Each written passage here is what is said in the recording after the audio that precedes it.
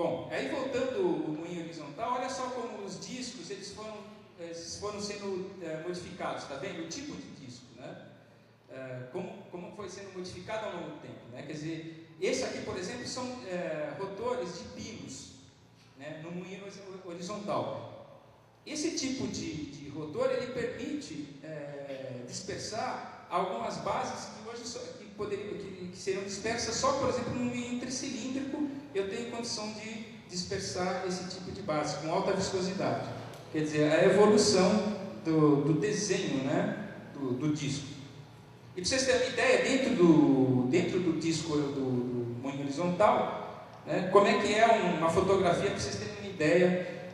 Todo esse desenho, o formato dele, tudo isso é estudado, pessoal, para ter um aumento de eficiência. Agora, falando rapidamente aqui de formulação, falamos de equipamento. Formulação, quando eu vou para formular a minha base de moagem, também, será que eu posso pôr qualquer quantidade de resina, de pigmento? Não, eu tenho que otimizar isso. De que forma? Para eu otimizar a minha dispersão, seria interessante eu ter a maior quantidade de pigmento possível. Por quê? Porque num determinado módulo de processo eu conseguiria dispersar a maior quantidade de pigmento e ter maior eficiência. Porque qual é o meu objetivo da dispersão? É dispersar o pigmento. Então, dentro de um volume de base de moagem, vamos supor 100 litros, quanto mais pigmento eu tiver ali, melhor. Concorda? Por quê? Porque eu vou usar o pigmento, o que me interessa ali é o pigmento, né?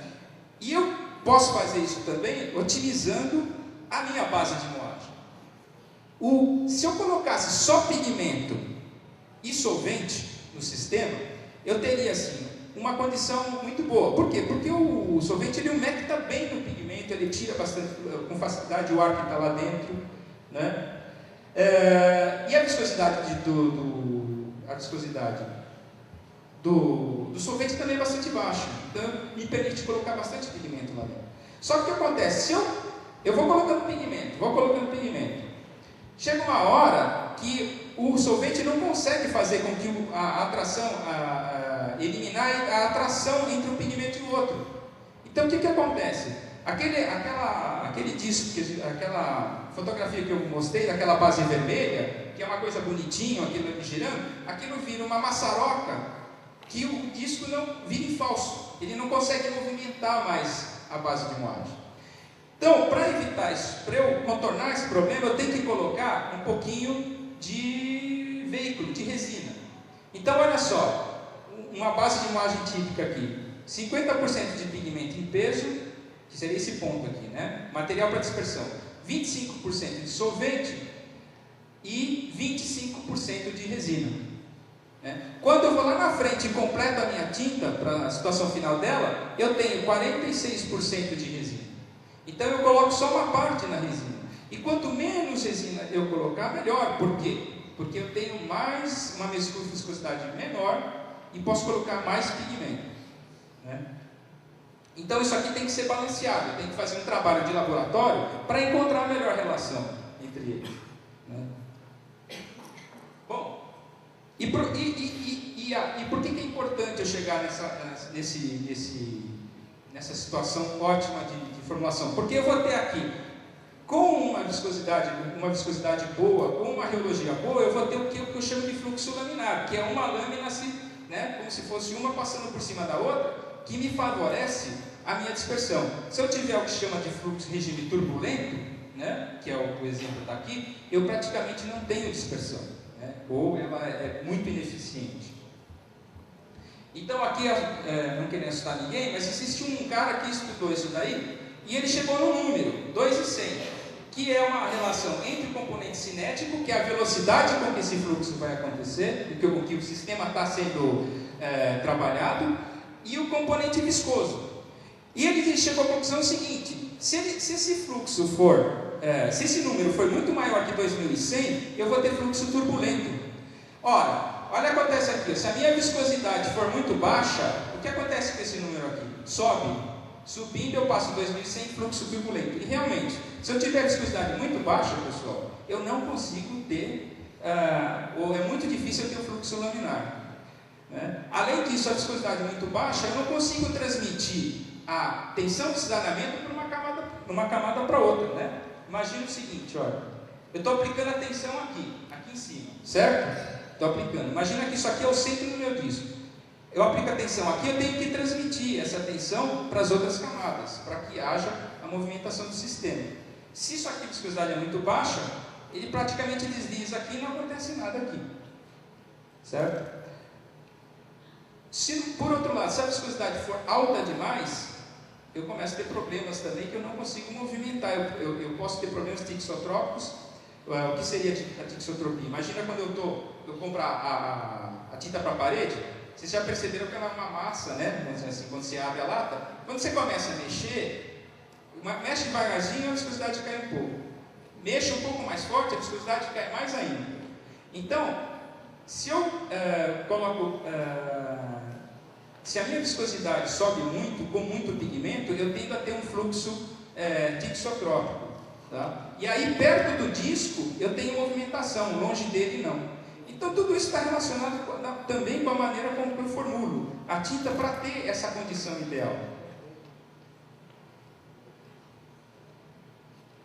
Tá? Então, aqui só um exemplo, fluxo laminar, tá vendo? Aqui a taxa de cisalhamento é muito alta, mas eu tenho que ter essa região se movimentando também.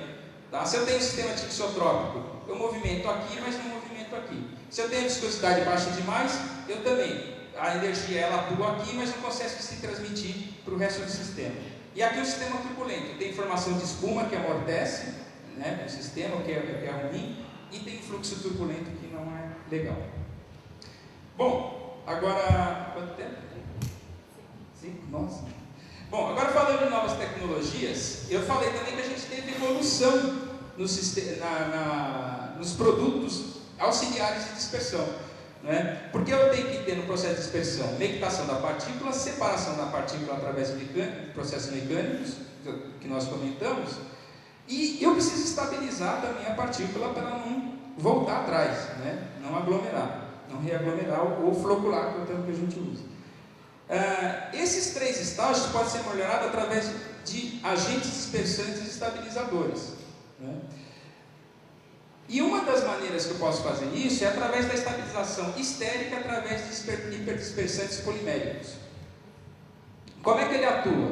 Ele gruda, então, na partícula de pigmento e forma esses pequenos rabinhos aqui.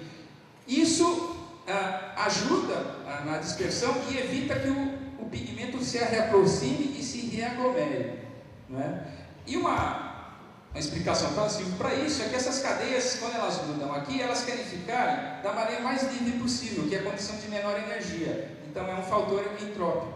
Então elas ficam com essas perninhas aqui e impedem a reaglomeração do pigmento. Né?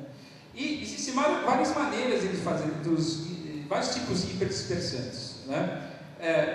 Alguns você tem um grupo polimérico e um grupo funcional aqui, que vai grudar então na partícula de pigmento. Ou eu tenho os grupos funcionais ao longo da cadeia, com as terminações, e vão ficar dessa forma aqui. Né? Existem outros tipos também, mas a linha de dispersão com que a gente trabalha, eles atuam mais ou menos, na maioria, nessas 2 formas aqui, que se mostrou ser a mais eficiente. Né? Então, olha lá, o grupo funcional aqui, junto do pigmento, estabilizando o sistema. Né? E isso aqui é o que a gente chama de ponto de ancoragem, e aqui eu tenho então a cadeia. Tá? Nesse tipo aqui que eu tenho a cadeia, um grupo de ancoragem, mais utilizado para pigmentos orgânicos polares. Né? E no caso aqui, aquele tipo onde eu tenho cadeia, grupo funcional e cadeia aqui, é mais utilizado para pigmentos inorgânicos e alguns inorgânicos.